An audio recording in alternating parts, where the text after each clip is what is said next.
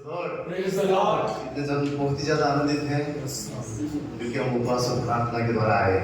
आमेन। और बाइबल कहता है कि उपवास और प्रार्थना हमारे जीवन के बंधनों को तोड़ते हैं।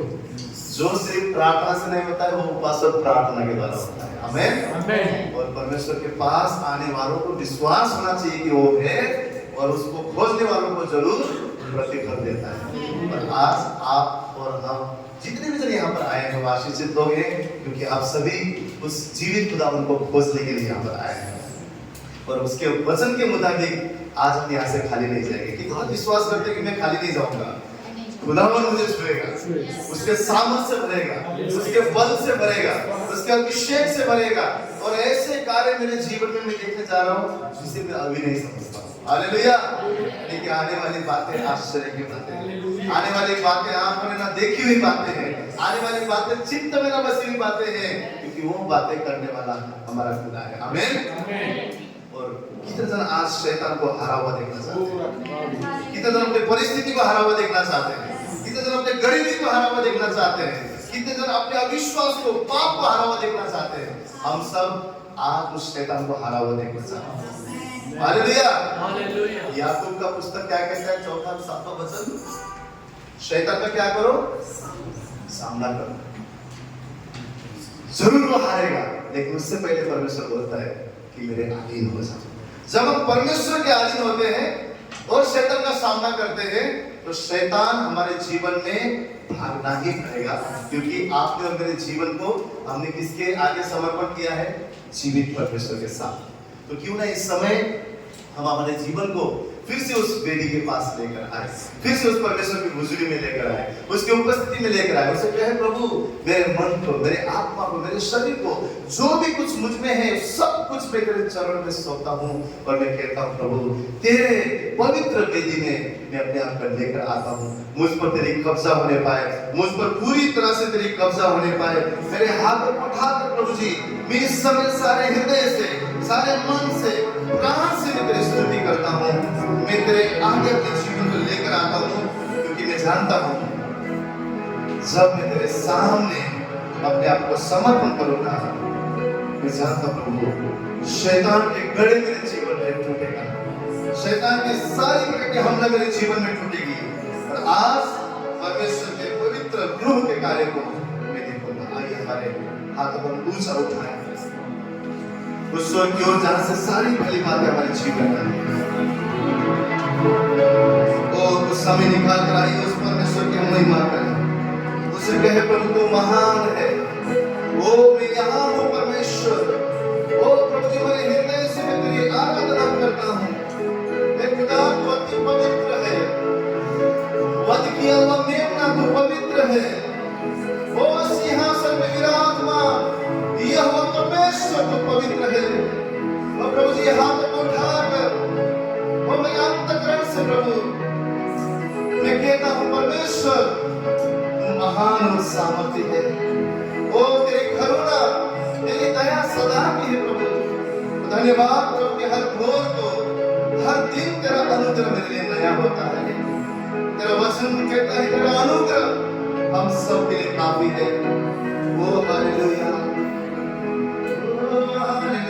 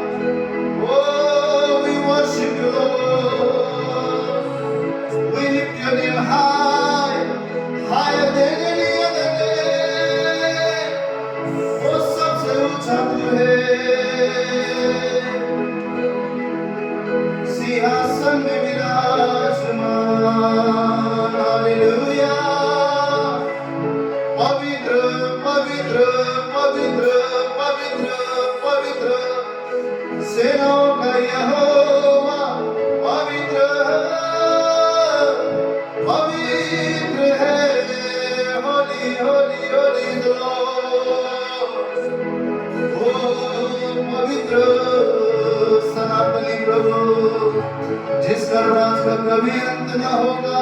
तू ही मार्ग है, तू ही सत्य है, तू ही जीवन है। तेरे ही नाम में यीशु उद्धार है।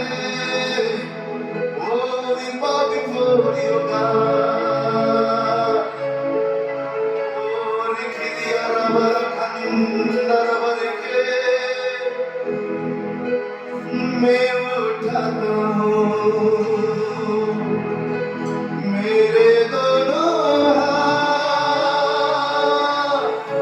करता हूँ यीशु तेरा धन्यवाद। मैं उठाता हूँ मेरे दोनों हाथ, करता हूँ यीशु तेरा धन्यवाद। वो मेरे सारे हृदय से, वो मेरे सारे हृदय से मेरे प्रभु की महिमा हो। मेरे प्रभु की महिमा हो। परमेश्वर के पवित्र वेदी में जीवन को चढ़ाता हूँ अपने सारे गए परमेश्वर के पवित्र वेदी में जीवन को चढ़ाता हूँ अपने। हाथ बढ़ाकर वो मेरे सारे हृदय से, वो मेरे सारे हृदय से तेरे प्रभु की महिमा हो। तेरे प्रभु की महिमा हो।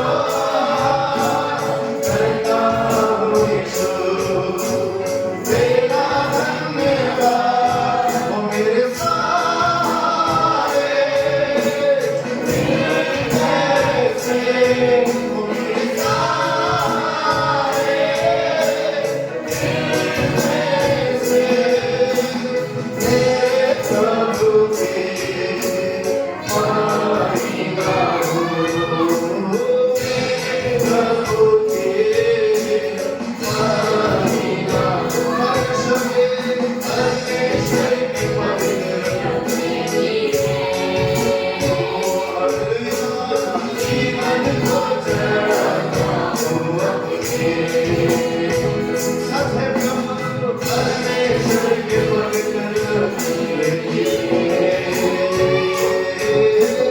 जीवन को चढ़ाता हूँ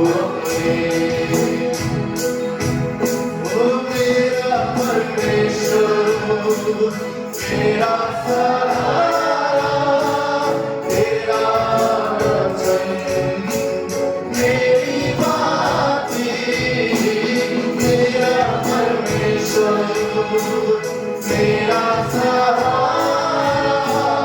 तेरा वचन मेरी बातें अंधकार में भी ज्योति बने अंधकार में भी ज्योति बने मेरे यीशु की जय जयकार हो मेरे यीशु की जय जयकार परमेश्वर के पवित्र तू अपने जीवन को दे जीवन को चढ़ाता ओ तेरी कब्र होए प्रभु परमेश्वर के पवित्र जीवन को चढ़ाता हो अपने तू मेरे सहारे हृदय से ओ मेरे सहारे हृदय से ओ मेरे सहारे हृदय से ओ मेरे सहारे हृदय से मेरे यीशु की जय जयकार हो मेरे यीशु की जय जयकार हो मेरे प्रभु की महिमा हो मेरे यीशु की महिमा महिमा तेरी महिमा तेरी जय जयकार हो तू योग्य है ओ तू योग्य है हमारी जय जयकार की ओ हमारी महिमा और स्तुति की तू योग्य है ओ यीशु राजा तू अकेला योग्य है ईमान प्रतिमा ओ यीशु तुझे ही सारा आदर तुझे दे ओ अपने जीवन को तेरे वेदी पे रखे तेरे हाथ के नीचे नम्रवती हो जीवन खड़ा दे तेरी कब्जा तेरी कब्जा तेरी कब्जा मेरा परमेश्वर मेरा सहारा तेरा वचन मेरी बातें अंधकार में भी ज्योति बने अंधकार में भी ज्योति बने मेरे यीशु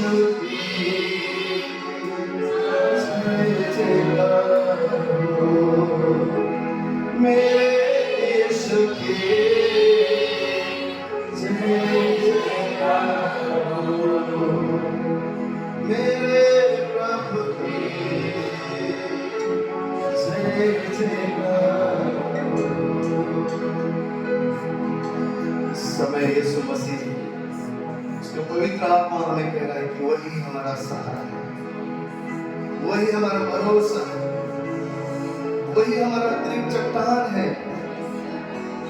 वही हमें उठाने वाला, हमारे लिए फिक्र करने वाला परमेश्वर। आपके और मेरे लिए समुद्र के रेत से भी ज्यादा उसके पास बड़ी योजना है।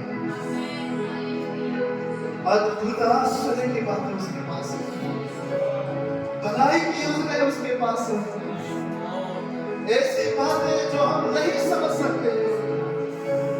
वो कहता है तुम्हारा और मेरी सोच जमीन और आसमान जितना फर्क है, तुम्हारी और मेरी योजनाएं जमीन और आसमान जितने फर्क है। परमेश्वर का डरो मत, डरो मत, मेरी बड़ी योजनाएं तुम्हारे लिए है, ऐसी योजनाएं जो लाभ की है, जो कुशलता की है। तुम और तुम्हारा पीढ़ी उसे देखेगा। समय आई हमारे जीवन को उसके हाथ के नीचे नम्र और दीन होकर ले जाए। जो मन के नम्र है, परमेश्वर का वचन कहता है वो उसे शिरोमणि बनाता है। उसके सामने जो नम्र और दीन होता है, उसके महान आशीर्वाद को अपने जीवन में देखता है। क्यों ना उसे कहे प्रभु तू मेरा सर्वस्व है, क्यों ना उसे कहे प्रभु तेरे बिना मेरा कोई वजूद नहीं, क्यों ना उसे कहे प्रभु तेरा मुझे छोड़ मेरा और कोई साथ नहीं, तू मुझे बचाने वाला परमेश्वर है। मेरे भयभीत प्राण को तू तसल्ली देने वाला खुदा है। मैं डर जाता हूँ, मैं घबरा जाता हूँ प्रभु, परंतु तू मेरा चट्टान है, तू मुझे निर्भय करने वाला, तू मुझे बल देने वाला, मेरे पांव को दृढ़ करने वाला तू परमेश्वर है। तू वही खुदा है जिसने समुद्र को डुबाया, तू वही परमेश्वर है जिसने लाल समुद्र में राह बनाया, तू वही परमेश्वर है जिसने चट्टान से पानी निकाला, तू वही परमेश्वर है मरे रूह को जीवित करने वाला, तो वही परमेश्वर है जिसने मृत्यु को हराकर तीसरे दिन जी उठा, तो वही परमेश्वर है जिसके कोई भी बात असंभव नहीं। तेरा बल, तेरा सामर्थ में पीठ कर रहा है। इस समय उसका वचन कहता है डरो मत, डरो मत। वो समुद्र मेरी राह बनाने वाला परमेश्वर है। हो सकता है हमारी कठिनाई समुद्र की जितना गहरा हो सकता है हमारी तकलीफ कोई ना समझ सकता हो, वो खुदा कह रहा है मैं समुद्र को दुभाग कर उस समस्या के पीछे बीच तुम्हें चलाऊंगा और तुम्हें पहाड़ लेकर जाऊंगा। खुदा कह रहा है डरो मत, डरो मत, तुम्हारा मन कच्चा ना हो, परंतु मुझ में तुम दृढ़ हो जाओ। भाई अपने मन से आज कहेंगे मैं क्यों डरूं, मैं क्यों घबराऊं, मेरा खुदा मेरे पक्ष में है, मेरा खुदा मेरा बल है, मेरा खुदा मेरी ताकत है। वही परमेश्वर जिसने वो उस रेगिस्तान में भी पानी और खाना मुहैया किया, वही परमेश्वर आज हमसे कह रहा है तुम्हारे सुखी हालातों में मैं नदी नहीं नदियां बहाऊंगा, तुम्हारे जीवन में बहाने लेकर आऊंगा। उसी इस वचन में विश्वास करते हुए अपने हृदय से आज कहेंगे कि मेरा मन तो क्यों व्याकुल होता है, क्यों तो चिंता करता है, मेरा परमेश्वर असंभव को संभव करने वाला खुदा मेरे साथ। डरो मत जब जाओ खड़े रहो, खुदा की नज़र के काम देखो। डरो मत जब जा खड़े रहो, तुझा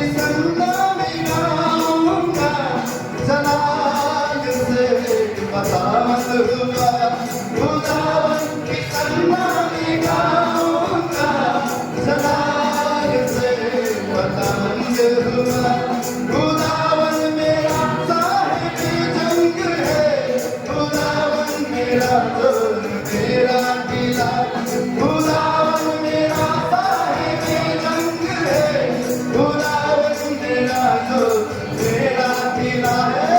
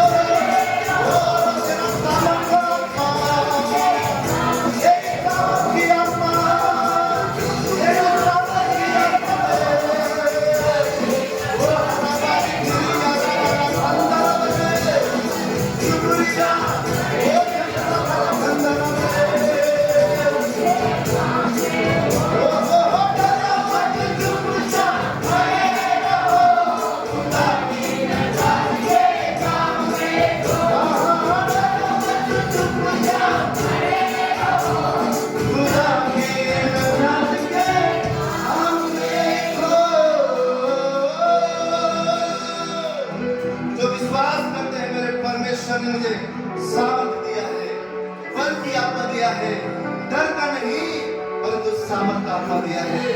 वो जोरदार ताली उस परमेश्वर के लिए बजाए, आपका उत्तर ताली उस खुदा के लिए। हालेलुया।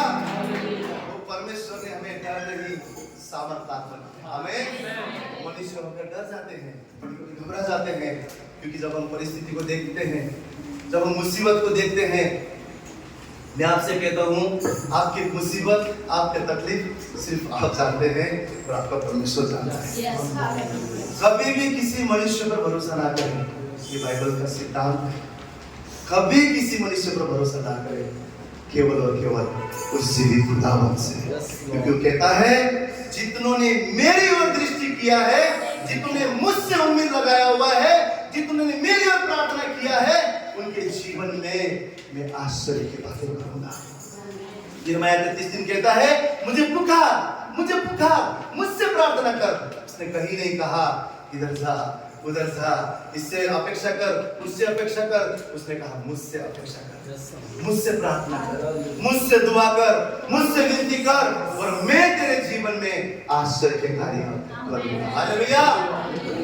जब परमेश्वर का फेवर आता है, आपको पता है क्या होता है? पानी हमेशा उसका नेचर है डुबाना। जब दुश्मन वही पानी के बीचों बीच गए, उस पानी ने डुबाया और वहां पर मर गए। परंतु जिसके पास परमेश्वर का अनुग्रह है, जो मसीह पर विश्वास करता है, जिसके जीवन में परमेश्वर का हाथ है, वही पानी रास्ता बनाकर उस परमेश्वर के लोगों को आगे जाने देता है। वह पानी डुबाने का नेचर था, लेकिन परमेश्वर के लोग वहां से राह बनते हुए देखा, वो उस राह से गए और पार बने। क्यों? क्योंकि परमेश्वर आप मुझे बचाने वाला परमेश्वर है। वो हुक्म करता है तो समुद्र डूब जाता है। और आज हमको यही विश्वास करना है, यही विश्वास करना है, वो परमेश्वर जो था, जो है, जो आने वाला है, वो कभी ना बदलने वाला परमेश्वर है। मनुष्य का नेचर होता है तो बदल जाता है, बदल जाता है, परंतु परमेश्वर कहते हैं मैं कभी नहीं बदलता, कभी नहीं बदलता। हम इतने बार बदल जाते हैं, प्रभु से कहते हैं प्रभु सॉरी, फिर जाकर पाप करते हैं, गिरते हैं, फिर उसका नेचर कभी बदला, कभी नहीं बदला। जब हम बोलते पिता मुझे क्षमा कर, उसका वही नेचर है, फिर से गले लगाता है, फिर से आंसू पर पहुंचता है, फिर से अंगूठी पहनाता है, फिर से मेरा बेटा है करके उसको गले लगाता है। ये उसका नेचर है, उसका ये प्यार है जो आप मेरे लिए। हालेलुया। और वो क्या चाहता है, क्या चाहता है कि हम उसी हमारे परिस्थिति में गिरे ना रहें, उसी हम परिस्थिति में आंसू के साथ, चिंता के साथ पड़े ना रहे, लेकिन वो चाहता है उठ खड़ा हो जाए, उठ खड़ा हो जाए अपनी परिस्थिति में, अपने हालात पर इस विश्वास के साथ कि मैं हारा हुआ नहीं, परंतु यीशु के द्वारा मैं जयवंत से हालेलुया। आपके जीवन में आपको अपने परिस्थिति में जयवंत होकर खड़ा होना है, तो आपको उठना पड़ेगा, आपको उठना पड़ेगा उस परिस्थिति में, आपको बताना पड़ेगा उस परिस्थिति को, मेरा परमेश्वर तुझसे बड़ा है, मेरा परमेश्वर तुझसे ताकतवर है, मेरा परमेश्वर सबसे महान है बीमारी है, गरीबी है, जो भी तकलीफ मेरे जीवन में अशांति है, यीशु के नाम से मैं तुझे भगाता हूं। वो अधिकार आप मुझे परमेश्वर ने दिया। हालेलुया। अगर हम विश्वास करेंगे तो हम उठ खड़े होंगे और उसका सामना करेंगे। पहला प्रभु ने क्या बोला? मेरे अधीन हो जाओ। दूसरा क्या बोला? शैतान का अब सामना करो। अधीन होकर चुपचाप चलो जैसा है वैसे रोते बैठेंगे नहीं, अब हमें उठना है, उस शैतान का सामना करना है, उस विपरीत परिस्थिति का सामना करना है, उसे बताना है कि मैं जयवंत से भी बढ़कर हूं, मेरे मसीह ने बीमारी तुझे क्रूस पर हरा दिया है, एक गरीबी तुझे यीशु मसीह ने क्रूस पर हरा दिया है, एक कर्जे की आत्मा तुझे यीशु मसीह ने क्रूस पर हरा दिया है, अशांति तुझे क्रूस पर हरा दिया है। परमेश्वर के आशीर्वाद को मेरे जीवन में घोषित करता हूं, चंगाई को घोषित करता हूं। वही बाइबल बोलता है ना, क्या कहता है? उठ तेरा प्रकाश आया है। कितने जन इस उपवास के दिन विश्वास करते कि मेरा प्रकाश आया है, मेरा प्रकाश आया है। वो कहता है जितने ने मेरी ओर देखा मेरे प्रकाश को उसने पाया है। वो इस समय आइए हम उसकी ओर देखते हुए कहे, आज मेरा प्रकाश मुझ पर आया है। वो अब मैं अंधकार में नहीं ज्योति पे चलूंगा, परमेश्वर की रोशनी को मेरे जीवन में देखूंगा। जो भी हालात है, जो भी परिस्थिति है, आप और आपका परमेश्वर जानता है, आप और आपसे परमेश्वर जानता है। इस उपवास के दिन मैं आपसे कहता हूँ, अपना आशा उस परमेश्वर से रखिए जो आपके जीवन के भविष्य को जानता है। शैतान आपके पास्ट को जानकर, आपके बीते हुए कल को देखकर आप पर उंगली उठाएगा, परमेश्वर आपके आने वाले भविष्य को जानता है। हालेलुया। और लाभ की है। और हमारे हर परिस्थिति में आइए हम उठ खड़े हो जाएंगे और अपने आप से कहेंगे, मैं प्रकाश के लिए खड़ा होता हूँ, मैं उठ रहा हूँ अपने परिस्थिति और हालात में, मैं उठ रहा हूँ इस उम्मीद के साथ कि अब मेरा खुदा मेरे जीवन में कार्य करने जा रहा है। इस उम्मीद के साथ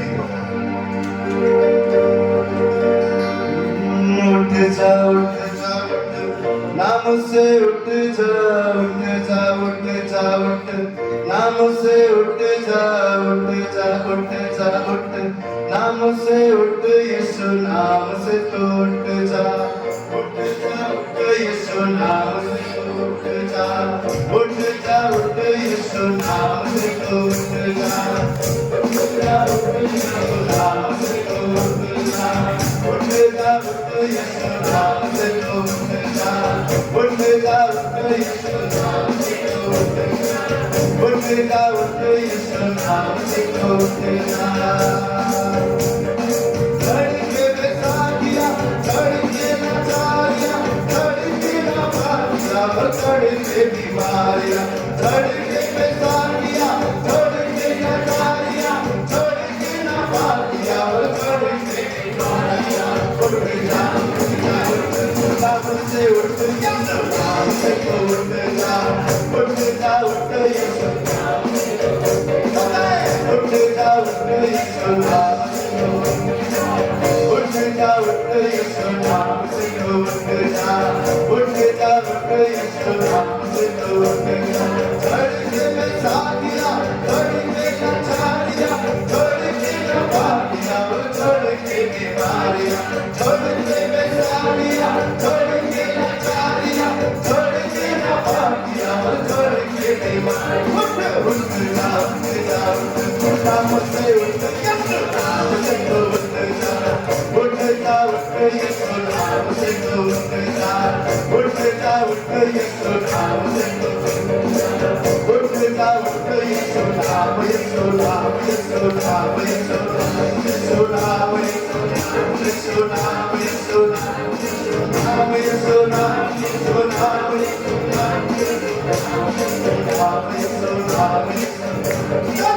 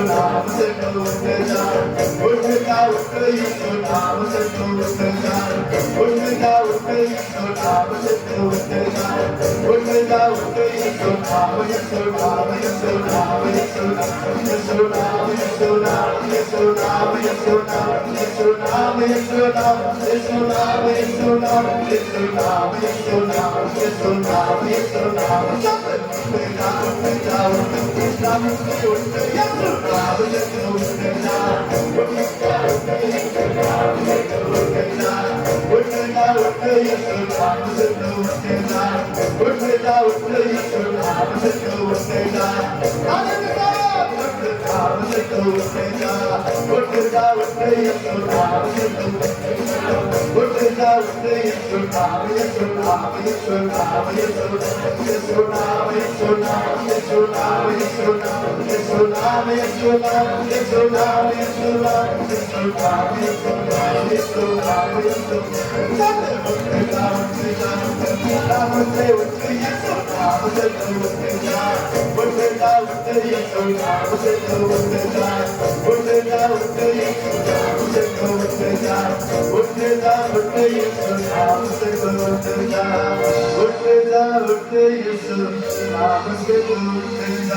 आशिका का दिन है मेरा, रूह पाक ये कहता, और आत्मा की, शरीर की हर तरफ की जख्म चंगा होने का दिन है। वो यहोवा का आत्मा कहता है, मैं तुझे चंगा करूंगा, तेरे मन को नया बना दूंगा और ऐसा मन दूंगा जिसमें शांति, आनंद और मेरा रूह का आत्मा होगा। ओ हालेलुया! विश्वास के साथ अपने जीवन में घोष करे, आज छुटकारा का दिन है, आज सच्चाई का दिन है, आज भरपूरी का दिन है, आज अभिषेक का दिन है। ओ बद्रुह के लश्कर आज टूट रहे हैं यीशु मसीह के जीवित नाम से। ओ रखारिया रबा, शुक्रिया रबा, रखता रबा किया। ओ महान परमेश्वर आपका मेरा ये दिन रहा है। ओ आशिमा का दिन है, मेरा रूह पाक ये कहता, आशिमा का दिन है मेरा, रूह पाक ये कहता। आपकी आवाज, आपकी आवाज।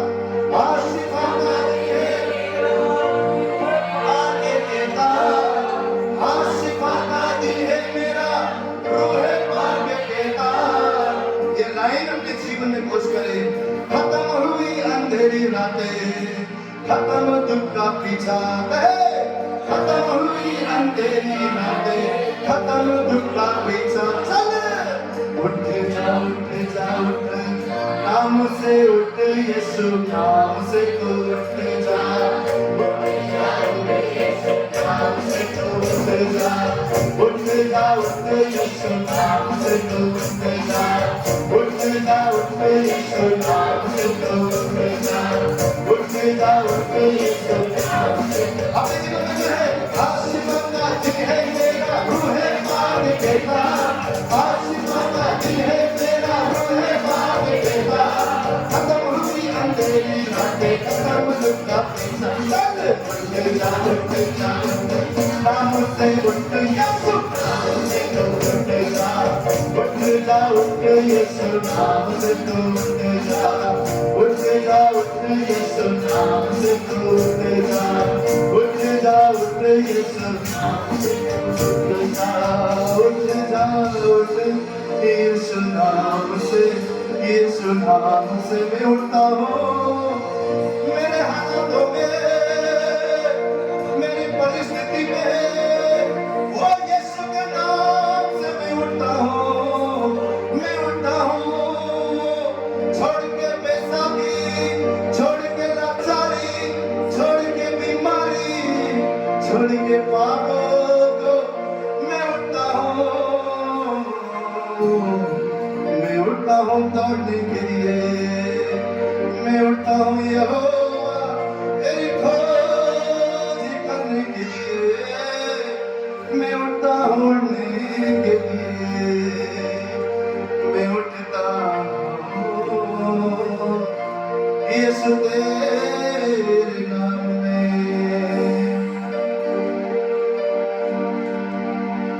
एक जोर अपने मन में रोशन किया। उसकी आत्मा हमारे बीच में है, उसके पाक रूह हमारे बीच में है। हालेलुया! उसकी पवित्र आत्मा हमारे बीच में है। उस पवित्र आत्मा को अपने जीवन में कार्य करने दे, उस पवित्र आत्मा को अपने जीवन में बसने दे।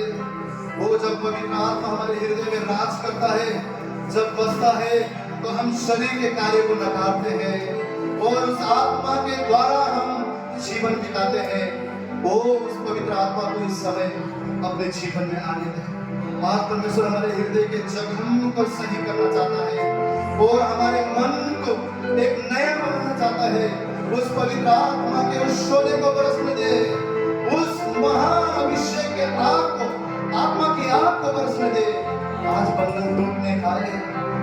पवित्र आत्मा को अपने जीवन में बुलाए।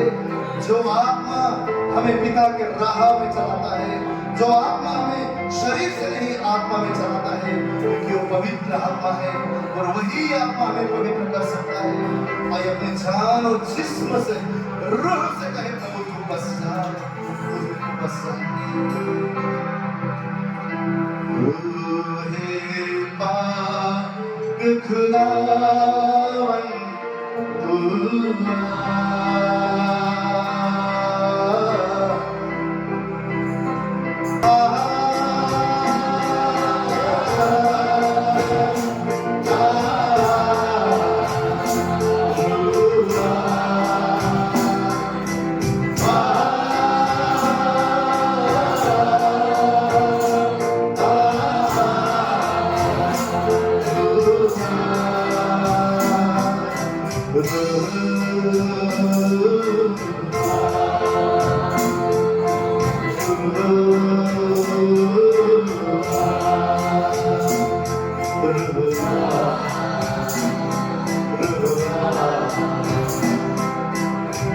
बारिश होगी रूह पाक के बादल से,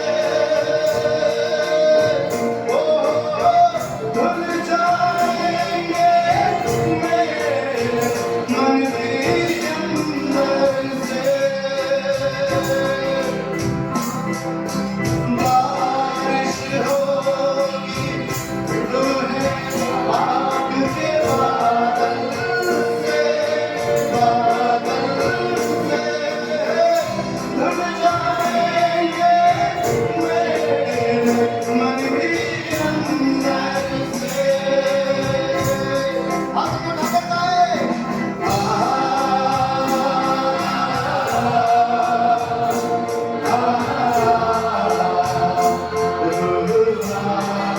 आपकी आवाज में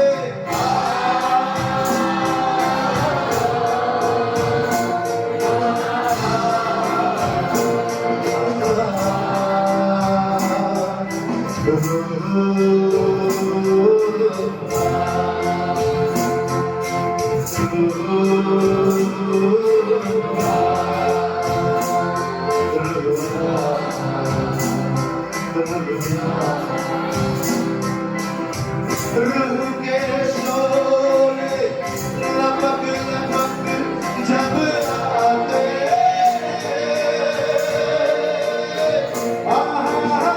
बंधन सारे टूट के गिरते जाते। ओ रूह के शोले लपक लपक जब आते,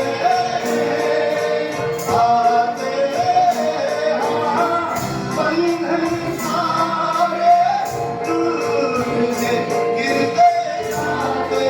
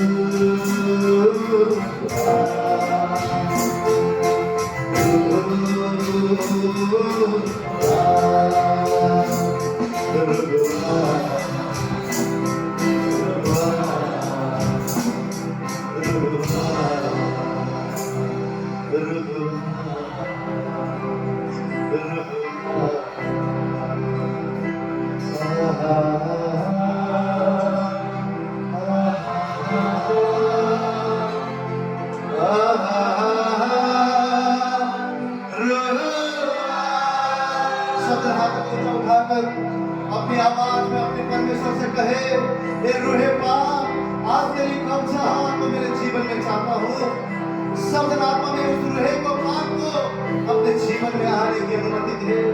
अपने हाथ को उठा कर उससे कहे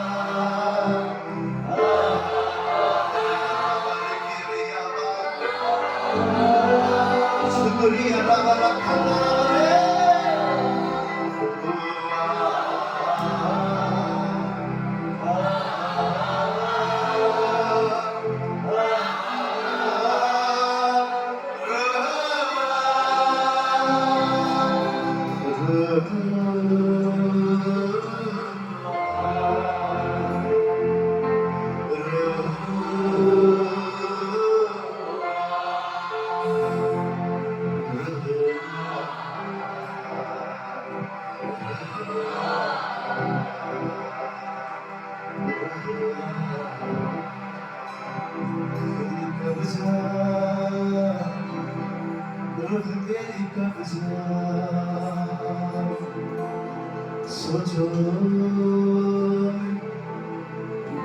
मेरे मनों में मेरे जीवन में तेरी कब्जा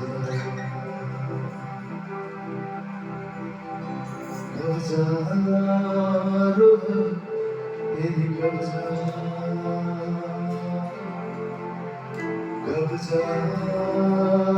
रूह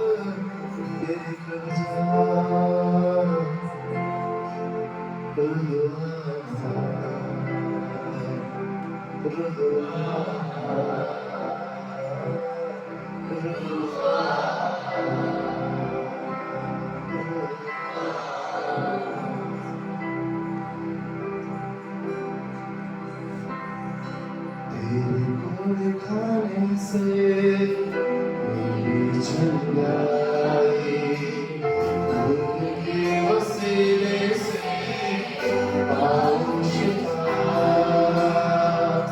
सूली पे हर गाँव में बख्शी मेरी जिंदगी कोई बीमारी न छू सके तू चंगा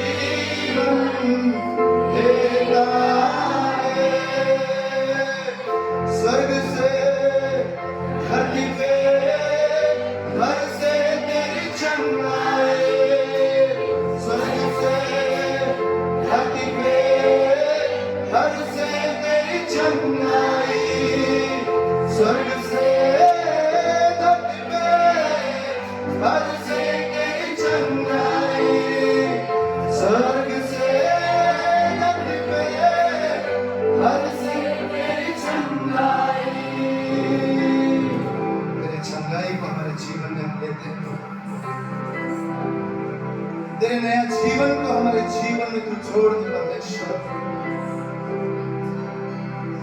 जीवन को भी जीवन देने वाला, जिंदगी को भी जिंदगी देने वाला तू खुदा है। हमारे पत्थर जैसे मन को तोड़कर उसे नया बनाने का सामर्थ्य रखने वाला तू परमेश्वर है। हमारे मन को फिराने का सामर्थ्य देने वाला तू परमेश्वर है। छूने पवित्र आत्मा, छूने रोई पाप, ताकि हम बदलते जाएं।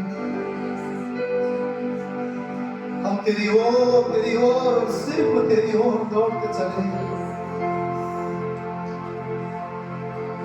स्वर्ग से उस संगलाई को भेज परमेश्वर। टूटे मन आज प्रभु तेरे हाथों से संभलने पाए। टूटा हुआ जीवन आज तू नया बनाने पाए परमेश्वर।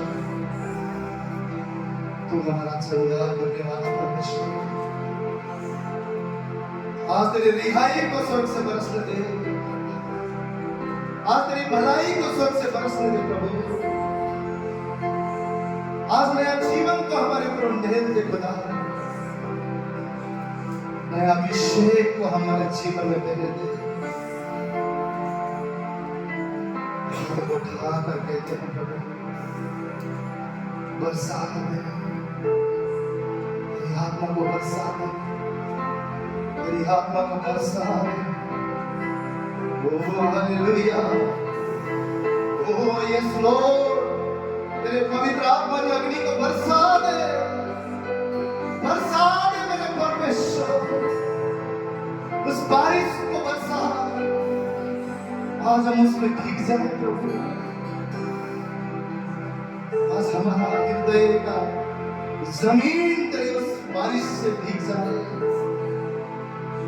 ताकि हमारा मन फलवंत हो जाए। धन्यवाद करता है,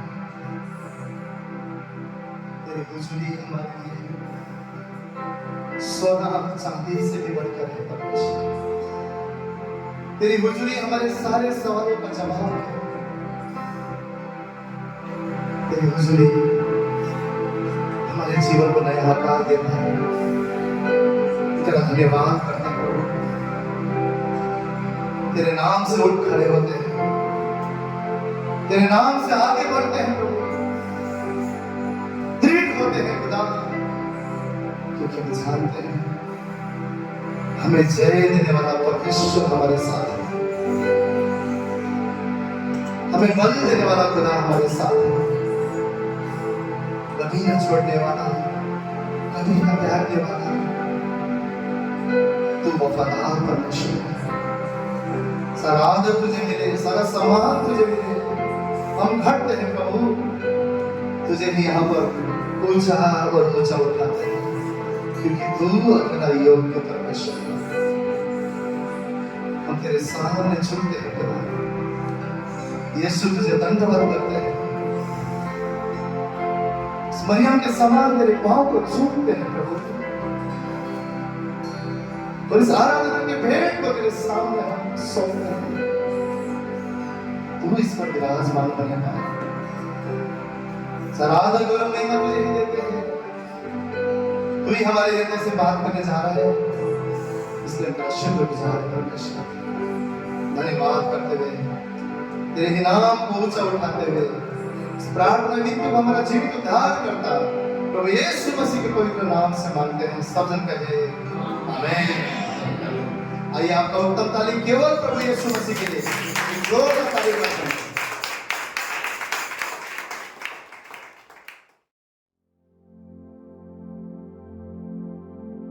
हालेलुया। आज सुबह से आत्मा कह रहा है कि आज छुटकारे का दिन है। जिन्होंने पहली प्रेयर अटेंड की है, ओपनिंग प्रेयर में मालूम है उसमें भी कहा गया कि आज छुटकारे का दिन है। भाई जॉन बार बार बोल रहे थे आज छुटकारे का दिन है, और परमेश्वर ने भी जब मुझे वचन दिया तो उन्होंने यही कहा, ये वचन अपने बच्चों से कहना कि तुम्हारा छुटकारे का दिन है आज। आइए हम सब एक बार कहेंगे, आज मेरा छुटकारा पाने का दिन है।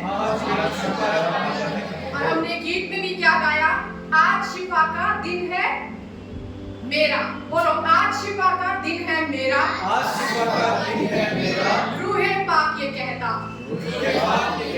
खत्म हुई अंधेरी रातें, खत्म हुई अंधेरी रातें, खत्म हुआ दुख। क्या है? खत्म दुख का पीछा, खत्म दुख का पीछा। सारी अंधेरी रातें खत्म हो गई, सारा दुख जो पीछा कर रहा है वो खत्म हो गया। पर ये कौन कह रहा है? रूहे पाक कह रहा है। ये रूहे पाक कह रहा है कि आज जो है ना हम सबका शिफा का दिन है, और शिफा को पाने के लिए हमें आज कुछ छोड़ना होगा। और क्या क्या छोड़ना है? हमें अपनी बैसाखियां छोड़नी है आज, जहां हमने अपना सहारा टिकाया हुआ है ना, जिसे हम अपना सहारा बनाकर चल रहे हैं। मेरे दोस्त, मेरा बैंक, मेरे रिश्तेदार, मेरा पैसा, मेरी एजुकेशन। परमेश्वर का वचन आज कह रहा है सारी बैसाखियां छोड़ दो। उसके बाद क्या लिखा है? सारी लाचारियां। हमसे तो कुछ हो नहीं सकता, हमें तो कुछ पावर ही नहीं है, हमें तो कुछ ज्ञान ही नहीं है। खुदा कहता है मेरी सामर्थ के द्वारा तुम्हारे जीवन में काम होगा। लाचारियों को छोड़ना होगा, उन नापाकियों को छोड़ना होगा जो हमारी गलतियां, हमारे पाप, हमारी किसी ना किसी वजह से हमारे जीवन में हमारी नापाकियां हैं, असफलताएं हैं, हमारी छोड़नी होंगी। सारी बीमारियां क्या लेकर आती हैं? दुख। क्या कहा परमेश्वर ने? खत्म दुख का पीछा। बीमारी दुख को लेकर आती है, जख्म को लेकर आती है। आज खुदा कह रहा है जो भी जख्म है, जो भी बीमारियां हैं, जो भी दुख है तुम्हारे जीवन में, उन सबको तुम्हें छोड़ना होगा। ये चीजें हमें छोड़नी है, लाचारियां छोड़नी है, बैसाखियां छोड़नी है, नापाकियां छोड़नी है, बीमारियां छोड़नी है। तब हम कह सकते हैं आज मेरा शिफा का दिन है। क्योंकि उठ जा, हमें इन सब में से उठना होगा, बाहर निकलना होगा। और ये कौन कह रहा है? रूहे पाक कह रहा है। रूहे पाक कह रहा है। क्या कह रहा है? अगर हम वचन में चलेंगे, वहां लिखा है इब्रानियों की पुस्तक, उसका पहला अध्याय 7वां वचन। वहां लिखा है स्वर्गदूतों के विषय में यह कहता है, वह अपने दूतों को पवन और अपने सेवकों को धधकती आग बनाता है। सेवदूतों को क्या बनाता है? पवन। कौन बनाता है? परमेश्वर। और अपने सेवकों को क्या बनाता है? धधकती आग। आग का मतलब क्या है? पवित्र आत्मा से भरे होना। आग का मतलब है पवित्र आत्मा से भरे होना। बाइबल में आग को बहुत सी बातों के साथ जोड़ा गया है। परमेश्वर की उपस्थिति, परमेश्वर की पवित्रता, परमेश्वर का आपकी प्रसन्नता। जब परमेश्वर प्रसन्न होता है, अपनी आग उतारता है। जब उसे शुद्धता चाहिए, अपनी आग उतारता है। जब उसकी हजूरी की जहां चलती है, वो आग उतारता है। आज परमेश्वर कहता है इससे तुम्हें भरना है। धधकती हुई आग बनाता है अपने सेवकों को, अपने सेवकों को धधकती हुई आग बनाता है। दो चीजें हैं जो परमेश्वर चाहता है मेरे सेवक, मेरे बच्चे इनसे भरे रहे। पहली चीज है परमेश्वर के प्रेम से, और दूसरी चीज है उसकी आग से। परमेश्वर के प्रेम से अगर हम भरे हैं ना, तो हम आग से तो भरे ही भरे हैं। दो चीजें, परमेश्वर के प्रेम से हमें भरना है, परमेश्वर की आग से हमें भरना है। आप कई तरह से देखे होंगे दिए या लैंप आपने जलते हुए आग का, टिमटिमाते हुए भी होते हैं। बस फ्लिकर कर रहे हैं तो लगता है बस बुझा, अभी बुझा, अभी बुझा। और एक आग ऐसी होती है जो एकदम से प्रज्वलित होती है। एक आग ऐसी होती है कि जिससे उसके आसपास वाले भी प्रकाश पाते हैं। और एक आग ऐसी होती है जो ऐसे फैलती है। कौन सी आग फैलती है? जिसमें सही चीजें जाती रहती है। वो आग बढ़ती जाती है, फैलती जाती है। आज खुदा चाहता है मेरे बच्चे धधकती हुई आग बने। आग का संबंध पवित्र आत्मा से है। खुदा कह रहा है पवित्र आत्मा से भरे रहो, पवित्र आत्मा से भरे रहो। वो धधकती हुई आग बनो, ताकि तुम कभी भी ठंडे विश्वासी न बन जाओ। ठंडे विश्वासी न बनो। रेवलेशन में परमेश्वर ने लौदीकिया कलीसिया से क्या कहा? ना तू ठंडा है ना गर्म है, कुछ भी नहीं है, तू एक गुनगुना सा ऊपर चल रहा है और मैं तुझे मुंह से उंगलने पर। खुदा नहीं चाहता कि हम ठीक ठाक विश्वासी बनकर चलते रहे। संडे को आए, मंडे को अपने काम में, वेडनेसडे को प्रेयर अटेंड करी, कभी नहीं करी, कभी फिर अपने कामों में। खुदा चाहता है मेरे बच्चे, मैं तुम्हारे जीवन में प्रकाश देना चाहता हूँ। दिया है, मैं जगत की ज्योति हूँ। और आपको कहता है तुम जगत की ज्योति हो, मैंने अपना प्रकाश दिया। जो वचन भाई ने बोला यशाया 60 के पहले में क्या लिखा है? उठ प्रकाशमान हो, क्योंकि तेरा तेज उस पर चमका है। जब उसका तेज चमका है, जब उसकी रोशनी चमकी है, तो फिर क्यों हम धधकती आग नहीं बन सकते?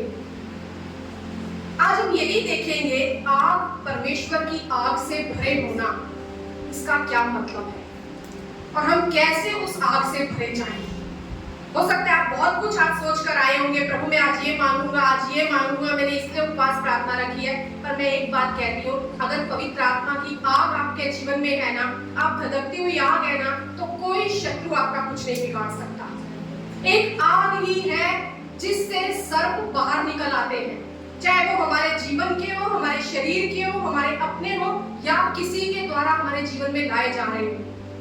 आग से ही हमारे अंदर के सांप भी बाहर निकलते हैं और बाहर वाले भी बाहर भागते हैं। सिर्फ एक आग है जो हमें मजबूत रखती है, जो हमें खड़ा रखती है, जो हमें आगे बढ़ाती है। और आग क्या है? एक धुन, एक झील, वो नजर आती है। अगर आप किसी के अंदर देखेंगे ना, उसके चेहरे से आपको वो झील नजर आएगी, वो आग नजर आएगी। एक पैशन, और पैशन कब आता है? जब हमारे पास एक कोई पर्पस होता है। एक पर्पस होगा तो एक पैशन होगा आपके पास, और जब पैशन है तो आपके अंदर वो आग नजर आ रही है। मुझे ये हासिल करना है, मुझे इसके लिए भागना है। पौलुस क्या कहता है? मैं निशाने की तरफ दौड़ा चला जाता हूँ। क्यों? क्योंकि उसके अंदर एक आग है। प्रेरितों की पुस्तक उसके 9वें अध्याय के पहले वचन में लिखा हुआ है कि आप खोलिए मत, सुन सकते हैं कि पौलुस के अंदर ना, जब वो शाऊल था, पौलुस बनने से पहले शाऊल के अंदर एक धुंध सवार रहती थी। किस चीज की? मसीहों को सताने की। मतलब उसके अंदर वो आग जलती रहती थी। जब किसी में आग जलती है, किसी में धुंध होती है, एक पैशन होता है, तो वो भागता है उस काम के लिए, सब कुछ छोड़कर भागता है। बस मुझे ये चाहिए, मुझे ये हासिल करना है। शाऊल के अंदर धुंध थी मसीहों को सताने की, पर जब उसे परमेश्वर ने छुआ, वचन कहता है उसी पौलुस में धुन लग गई सुसमाचार बांटने की। आज हम देखते हैं परमेश्वर के वचन से परमेश्वर क्या चाहता है, क्यों चाहता है हम धधकती आग बने। लूका 3:16 में लिखा हुआ है, अगर कोई पढ़े इसे।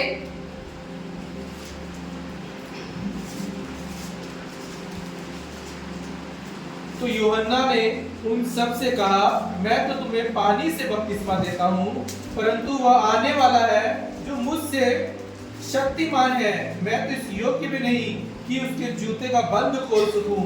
वह तुम्हें पवित्र आत्मा और आग से बपतिस्मा देगा। किससे बपतिस्मा देगा? पवित्र आत्मा और आग से। यानी जो आग का स्रोत है वो कौन है? परमेश्वर है। आग आएगी कहां से? उस परमेश्वर से और से। और परमेश्वर कहां पर आग को उतारता है? वेदी पर। उसे एक वेदी चाहिए जहां आग उतरे। और किसके ऊपर उतरती है? बलिदान के ऊपर। और कब उतरती है?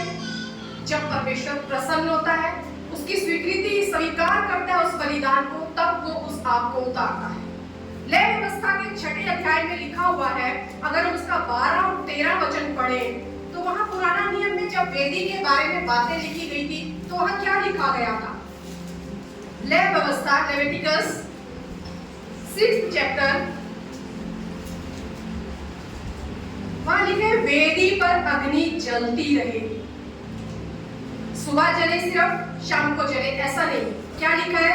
वेदी पर अग्नि जलती रहे और कभी बुझने ना पाए। और याजक प्रतिदिन भोर को उस पर लकड़ियां जलाकर होम बलि के टुकड़ों को उसके ऊपर सजाकर धर दे और उसके ऊपर मेल बलियों की चर्बी को जलाया करे। वेदी पर आग लगातार जलती रहे, वह कभी बुझने ना पाए। और यही परमेश्वर कह रहा है, धधकती हुई आग कंटिन्यू जलती रहनी चाहिए ये वेदी। वहां होम बलि चढ़ाया जाता था। होम बलि क्या था? अपने पापों की गलतियों के लिए या परमेश्वर को प्रसन्न करने के लिए पशु लाकर उस पर बलिदान किए जाते थे। आज पशु नहीं मांग रहा परमेश्वर। रोमन्स 12:1 में क्या लिखा है? अपने आप को जीवित, पवित्र और उसे भावता हुआ बलिदान करके चढ़ा।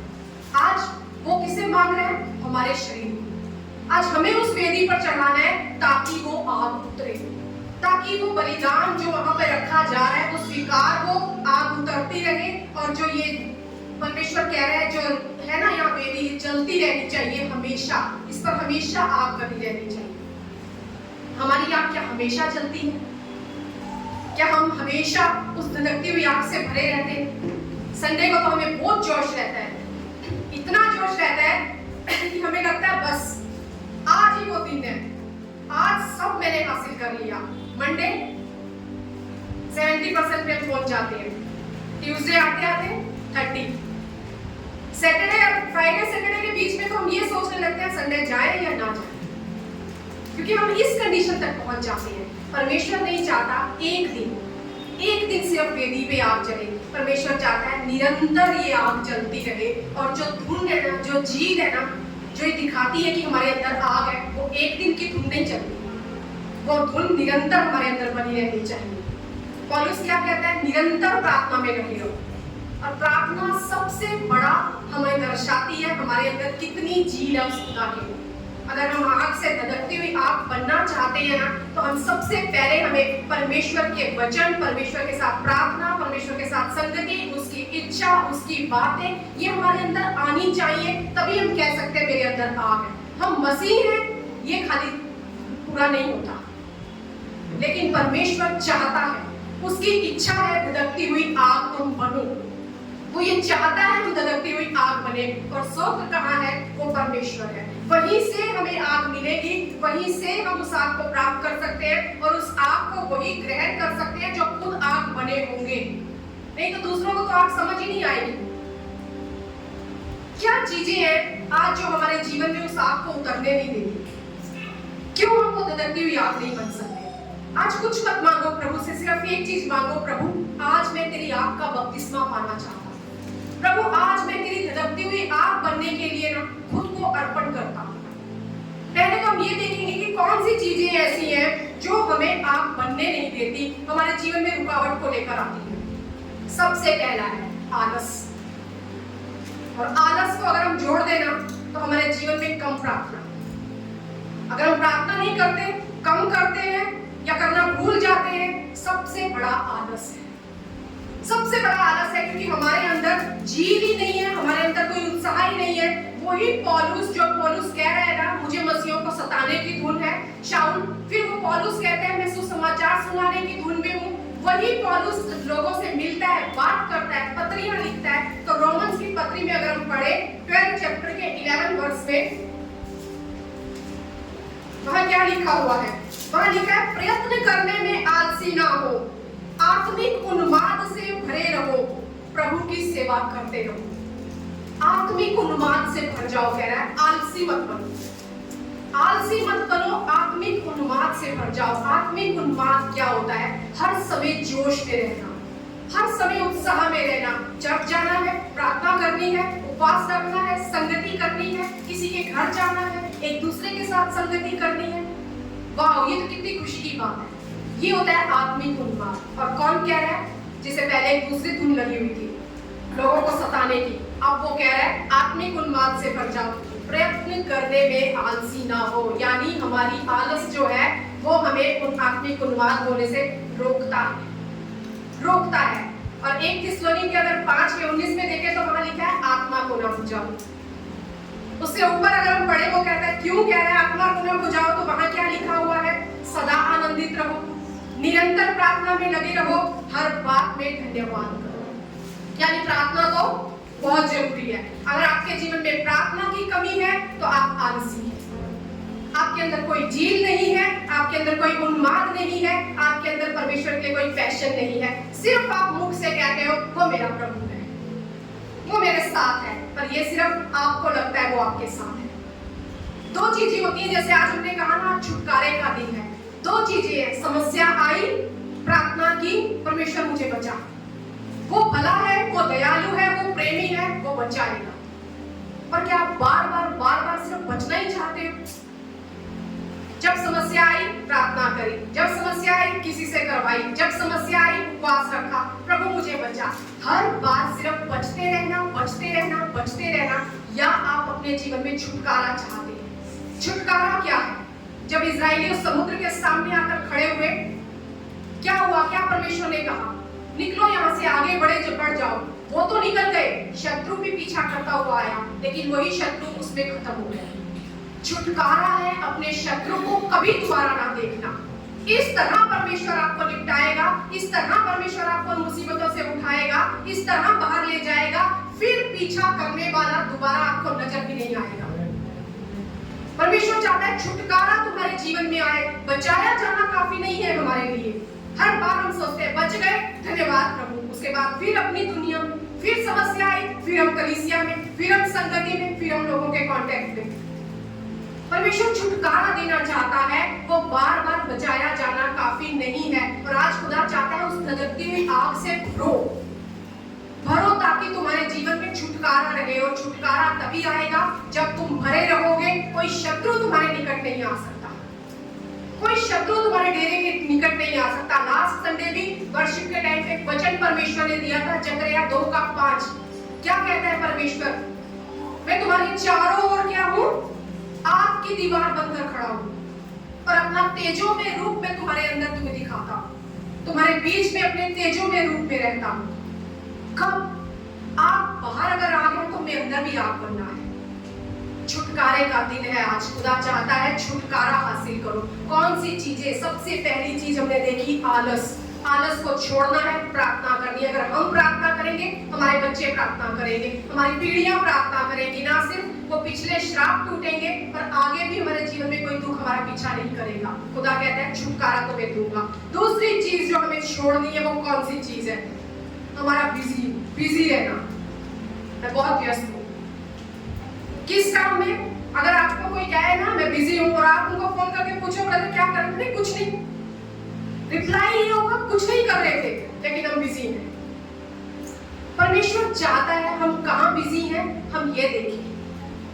वो हमारा दशमांश मांगता है। दशमांश सिर्फ पैसा नहीं होता कि हमने अपना पैसा दे दिया परमेश्वर को, चल परमेश्वर पैसा हमने दिया। परमेश्वर के राज्य में किसी चीज की घटी नहीं है, पर वो कहता है मेरे साथ संगति करो।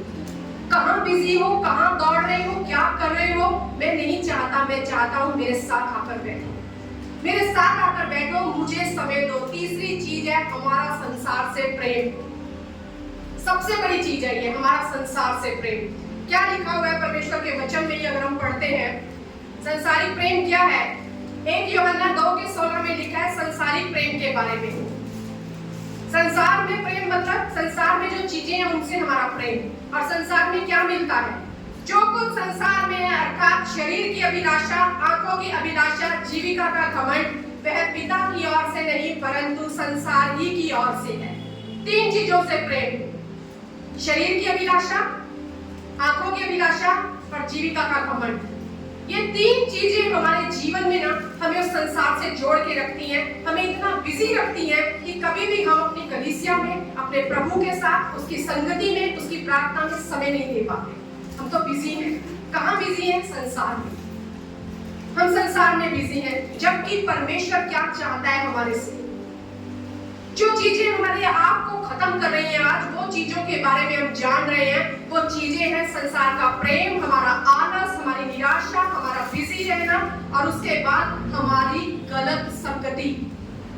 गलत संगति यानी संसार से संगति, किसी और चीज से संगति, संसार की चीजों से संगति, मोबाइल से संगति। आज हम रील बनाने में, रील दिखाने में, रील देखने में इतने बिजी हैं, हम सुबह से लेकर रात बिता देते हैं। ये हकीकत है। अगर मैं भी कभी मोबाइल उठा लूं ना और चली जाऊं ऐसे ही कुछ देखने ना, तो पता ही नहीं चलता, घंटों बीत जाते हैं। फिर मैं कई बार परमेश्वर से इसी बात के लिए प्रार्थना करती हूँ, प्रभु ये मोबाइल मेरे से दूर रहे, मैं इसे छू भी ना, क्योंकि अगर ये आता है ना तो तेरे साथ वाला समय ही मेरा खत्म होता है और कुछ नहीं। बाकी तो मैं सब करना है, खाना भी बनाना है, कपड़े भी देखने हैं, बच्चों को भी देखना है, पति को भी देखना है, सब चीजें देखनी है। खाली समय जो हम परमेश्वर को देना चाहिए उस समय को हम मोबाइल को देने लगते हैं। हमारी गलत संगति, किसके साथ आज आप जुड़े हुए हैं? परमेश्वर कहता है वो छोड़ो, तुम्हारी आँख को खत्म कर रही है, वो संगति आपको खत्म करेगी। हमारी प्रार्थना कम करना आपको खत्म करेगा। एक प्रचारक से, बहुत बड़े सेवक से किसी ने पूछा, पास्टर जी आप हमेशा आग से खड़े रहते हैं, आप कितनी देर प्रार्थना करते हैं? क्योंकि मुझे भी वो आग चाहिए।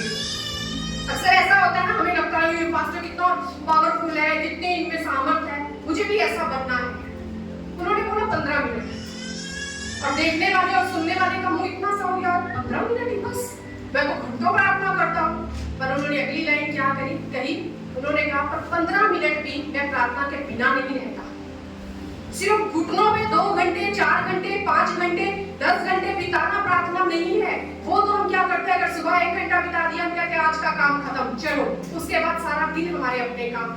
हर समय प्रार्थना करते रहो, निरंतर प्रार्थना करते रहो का मतलब है उस परमेश्वर के लिए अवेयर रहो, उसके साथ बने रहो। खाना बना रहे हो, आपके मुख में, आपके शब्दों में, आपके विचारों में परमेश्वर होना चाहिए। किसी के साथ बैठकर बात कर रहे हो, आपकी बातों में परमेश्वर की बातें होनी चाहिए। अगर आप सो रहे हो तो सोते हुए भी आपको शैतान ना आकर डराए, लेकिन आपको परमेश्वर के अच्छे विजन आने चाहिए, परमेश्वर के ड्रीम्स आने चाहिए।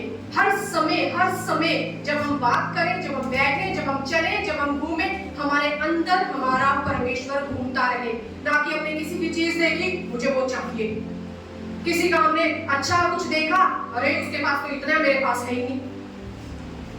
ये चीजें जो है हमारी आँख को खत्म करती है।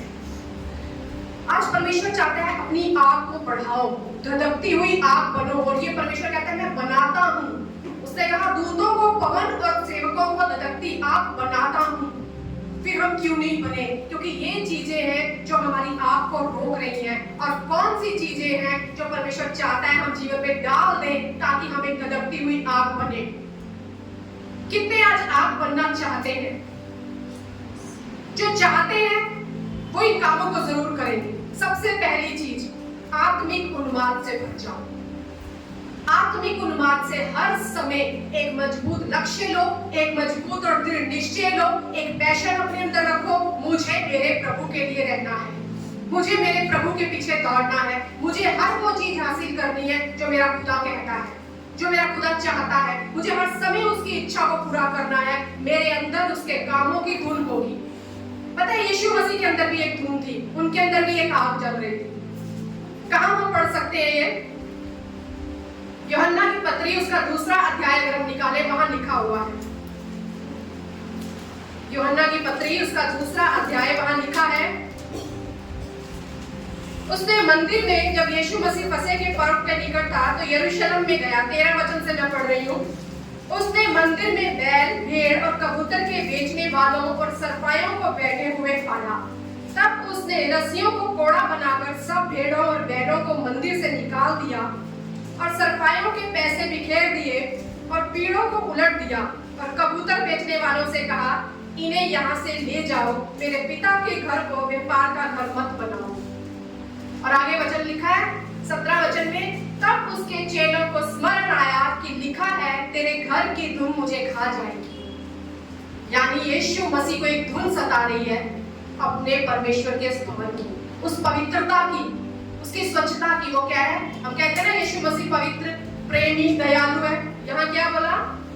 रस्सियों का कोड़ा बनाकर सब भेड़ों और बैलों को मंदिर से निकाल दिया, उनके पैसे बिखेर दिए, उनके पीड़ों को उलट दिया। अगर हम भी अपने जीवन में ना अपने इस मंदिर को, हम कौन है? यहाँ ध्यान दीजिए, हम कौन है?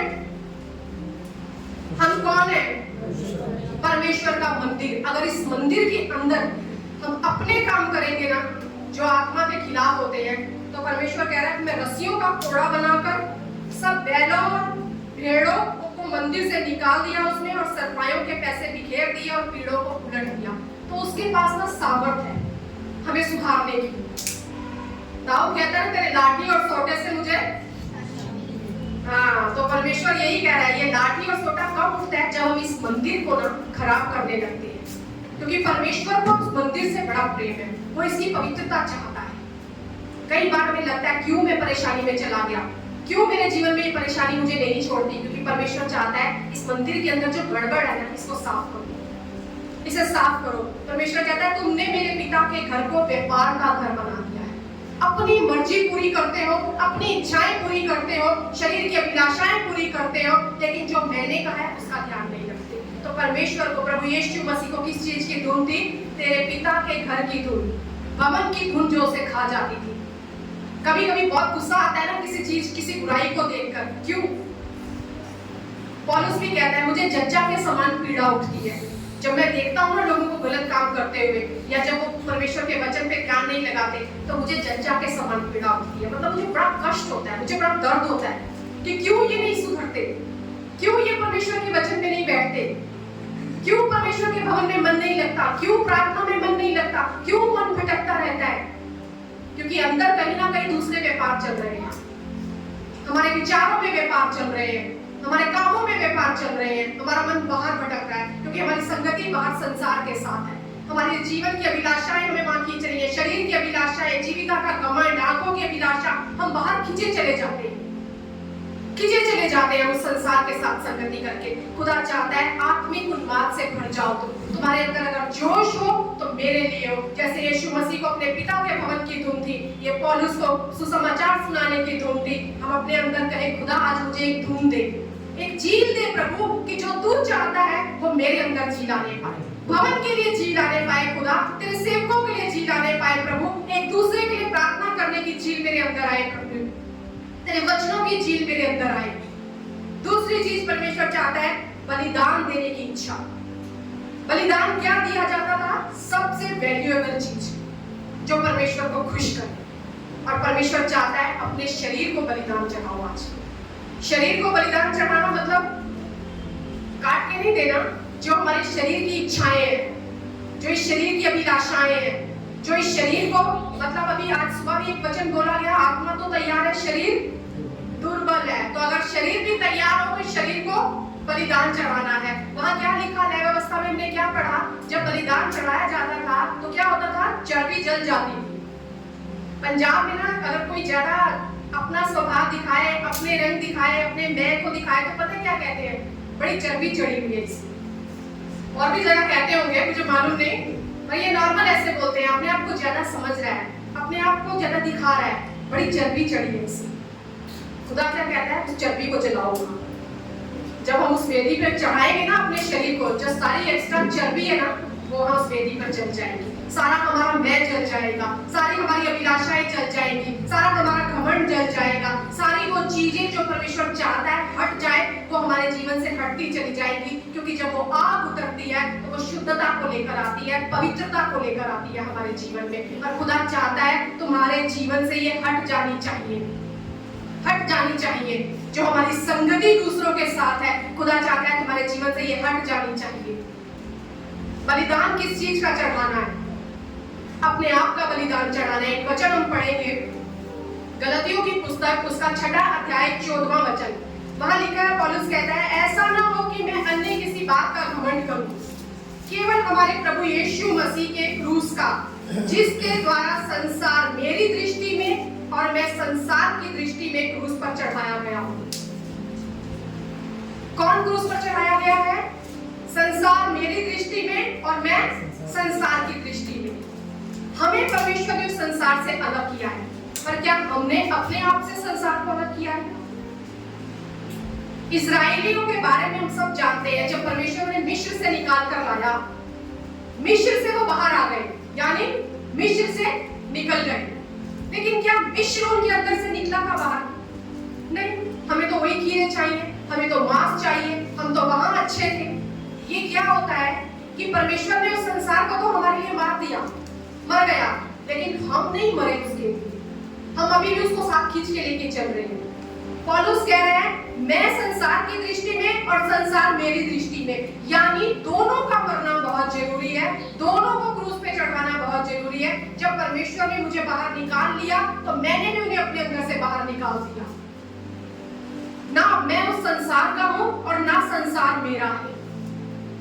एक तरफा होकर हम नहीं चल सकते। नहीं, हम तो प्रभु में हैं, लेकिन कुछ बातें कर ली तो क्या है, वो लोग आ गए थे, उन लोगों के साथ हमने संगति कर ली, हम मना थोड़ी कर सकते हैं। परमेश्वर कहता है, अपने आप को संसार के लिए और संसार को अपने लिए, दोनों को मारना जरूरी है, तभी तुम्हारी संगति उससे छूटेगी। आधे अधूरे टिमटिमाते हुए हम नहीं चल सकते, हम नहीं चल सकते। परमेश्वर चाहता है अपने अंदर से हम उस जुड़ाव को, उस लगाव को खत्म करें, अपने शरीर को पूरी तरह से बलिदान करें। जब हम बलिदान कर रहे हैं तो अपने आप को बलिदान करें, उस संसार को भी बलिदान कर दिया। प्रभु, ना मेरा उससे अब कोई नाता है, ना मैं उससे कोई नाता रखूंगा और ना उसे अपने आप से रखने दूंगा।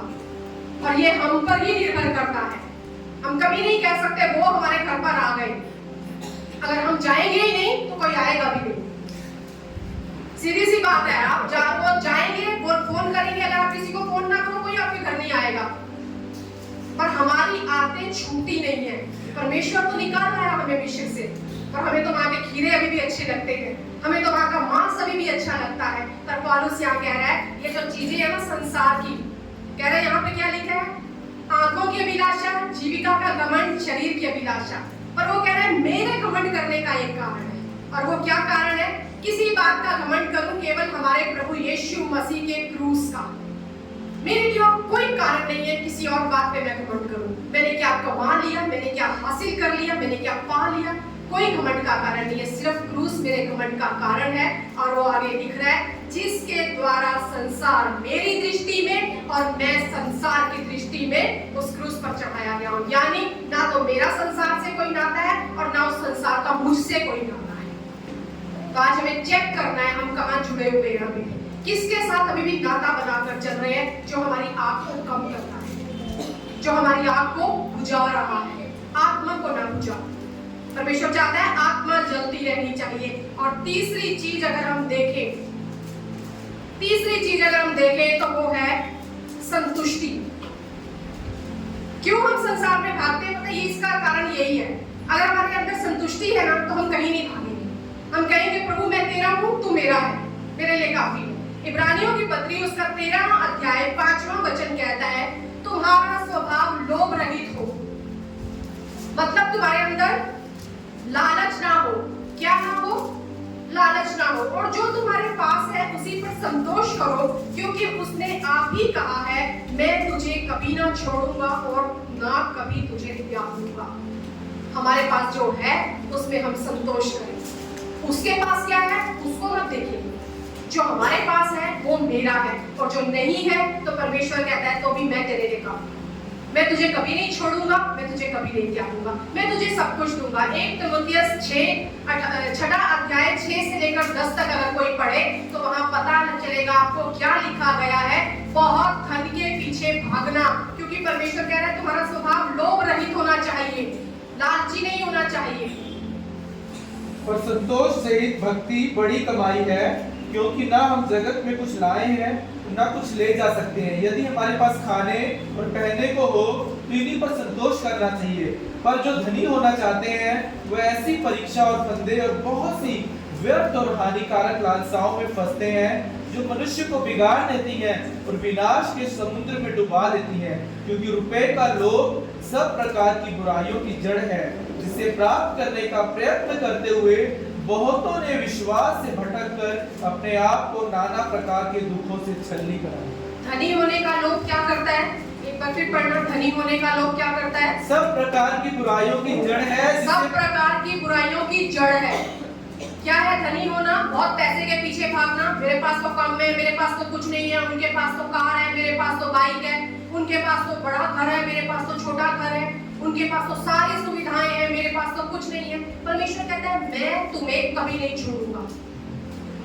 उनकी मेहनत तुम नहीं जानते, तुम अपनी मेहनत करते रहो। इस धन का लोभ मत करो, क्योंकि धन का लोभ सब बुराइयों की जड़ है।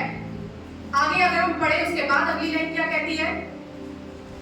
जिसे प्राप्त करने का प्रयत्न करते हुए बहुतों ने विश्वास से भटककर अपने ये आपको विश्वास से भटका देगा। क्या करेगा? विश्वास से भटका देगा। क्योंकि कैसे विश्वास से भटकाएगा?